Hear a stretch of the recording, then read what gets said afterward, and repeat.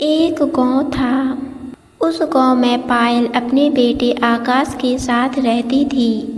जब आकाश 5 साल का था तब ही पायल के पति की मृत्यु हो गई थी। पायल ने लोगों के घरों में काम करके अपने बेटे की परवरिश बहुत ही अच्छे तरीके से किया। जब आकाश 22 साल का हो गया, पायल ने बहुत ही दान दहेज लेकर गांव के ही एक लड़की से अपने बेटे की शादी की, जिसका नाम निशा था। निशा अब पायल के घर आ गई।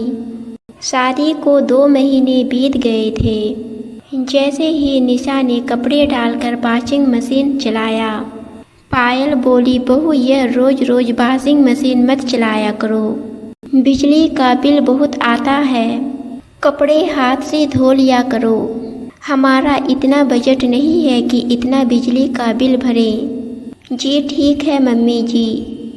बहू यह सुबह सुबह गाड़ी लेकर कहाँ जा रही हो? मम्मी मेरी चचेरी बहन की शादी के लिए शॉपिंग करनी है, अगले हफ्ते उसकी शादी है। अरे बहू अभी खुद तो 2 महीने पहले तुम्हारी शादी हुई है, सब कुछ तो होगा ही, फिजूल खर्ची करने की क्या ज़रूरत है? नहीं मम्मी जी, वह सब कुछ तो मायके से ही मिला है। बहन की शादी है तो अच्छे कपड़े तो पहनने पड़ेंगे ना।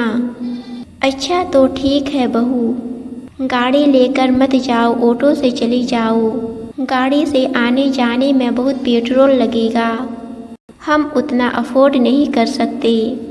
जी मम्मी जी। बहू रोज रोज सास की बातें सुनकर बहुत परेशान हो गई थी।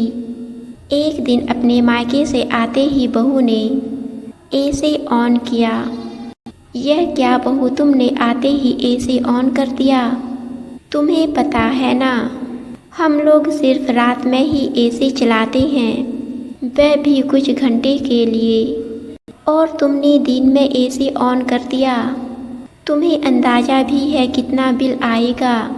बहू अब तिलमिला उठी और उसने बोला, मम्मी जी एक बात बताइए, जब आप लोगों की औकात ही नहीं थी वॉशिंग मशीन, गाड़ी, एसी वगैरह इस्तेमाल करने की, तो दहेज में जोर ज़बरदस्ती करके यह सारी चीज़ मांगी क्यों थी?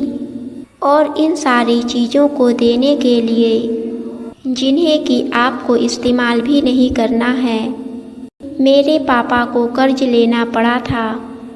हाथी ले लेने से नहीं होता है मम्मी जी, उसके खान पान का ख्याल रखने की औकात भी होनी चाहिए।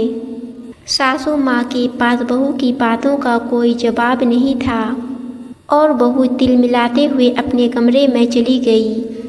दोस्तों, आपको कहानी पसंद आई तो हमारे चैनल को सब्सक्राइब और वीडियो को लाइक ज़रूर कीजिए।